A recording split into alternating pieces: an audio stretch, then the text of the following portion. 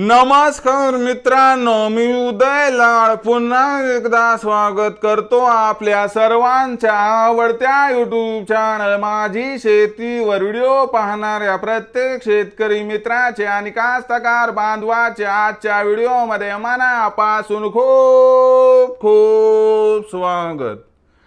मित्रांनो, thumbnail पाहितलं, title वाचलं हो मित्रांनो, सामान्य सोयाबीन उत्पादक कास्तकार बांधवांचा सर्वात महत्त्वाचा सवाल की अखेर सोयाबीनची पेरणी करीत असताना कोणत्या बियाणाची करावी या ठिकाणी निवड, घरच्या किंवा कंपनीच्या? हा तुमच्या मनातील सर्वात महत्त्वाचा सवाल आहे। हा माझ्या मनातील सर्वात महत्त्वाचा सवाल आहे। आज भारत वर्षातील सामान्य सोयाबीन उत्पादक कास्तकार बांधव या ठिकाणी विचारत आहे की अखेर सोयाबीनची पेरणी करत असताना कोणत्या बियाणांची करावी या ठिकाणी निवड, घरच्या किंवा कंपनीच्या? या प्रश्नाचं अचूक उत्तर जाणून घेण्यासाठी आपण सर्वांनी हा व्हिडिओ आता सुरुवातीपासून शेवटपर्यंत पाहावा। हा व्हिडिओ सुरुवातीपासून शेवटपर्यंत पाहत असताना जर आपल्याला मनापासून आवडला तर जरूर या व्हिडिओला या ठिकाणी एक लाईक करा।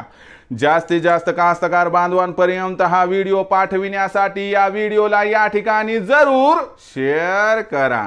सबस्क्राइब करून जरूर नोटिफिकेशन बेलला ऑल करा, यामुळे येणारा प्रत्येक व्हिडिओ हा आपणास या ठिकाणी मिळत राहतो।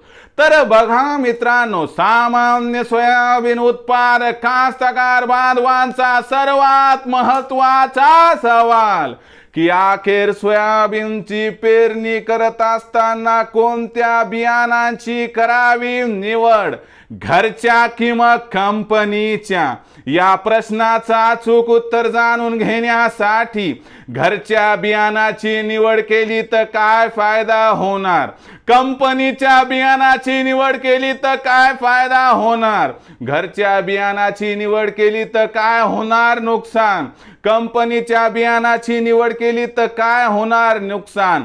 सरते शेवटी बियाणाची निवड करत असताना मग घरचं सोयाबीनचं बियाणं फायदेशीर ठरणार की कंपनीचं सोयाबीनचं बियाणं फायदेशीर ठरणार? या प्रश्नाचं घेऊया सविस्तर उत्तर।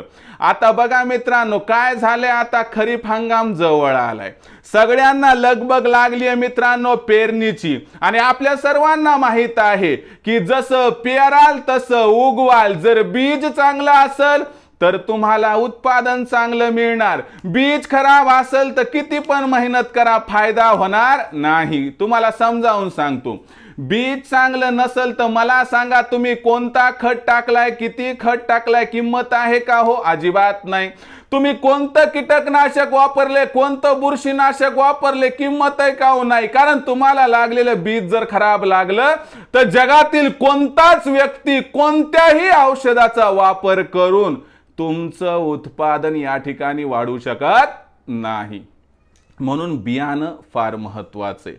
मग अशा परिस्थितीमध्ये आपल्याला जोखीम घ्यायचा नाही। मग आता बघूयात, घरच्या बियाणाची निवड केली तर फायदा काय, नुकसान काय?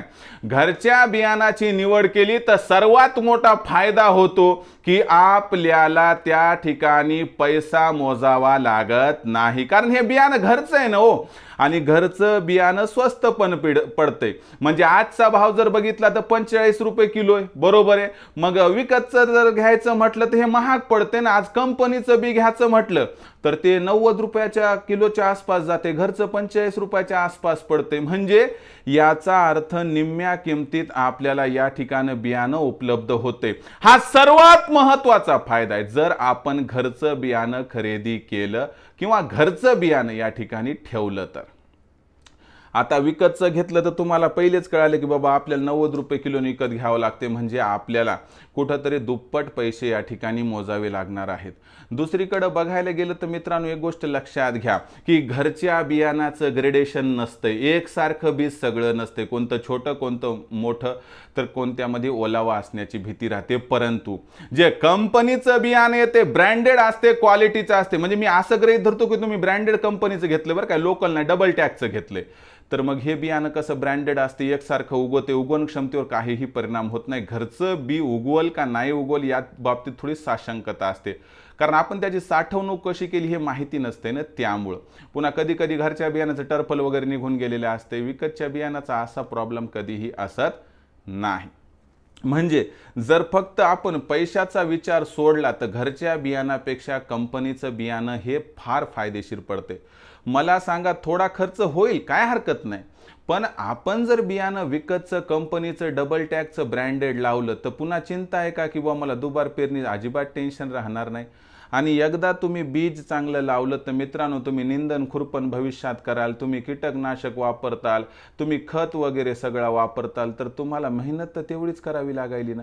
मग जर तुम्हाला उत्पादन वाढवायचं असेल तर कंपनीच्या बियाणाचा तेही ब्रँडेड वापर करावा लागेल. आणि असं आढळून आले की जर घरच्या बियाणापेक्षा तुम्ही कंपनीचं बियाणं वापरलं तर कमीत कमी 30% उत्पादनात आपल्याला वाढ आढळून येते. विचार करून बघा मग घरचं वापरायचं का कंपनीचं. पण एक माझा सल्ला म्हणून सांगतो, तुम्ही कंपनीचं ब्रँडेड बियाणं वापरा डबल टॅगचं, ज्यामुळे तुम्हाला अडचण येणार नाही.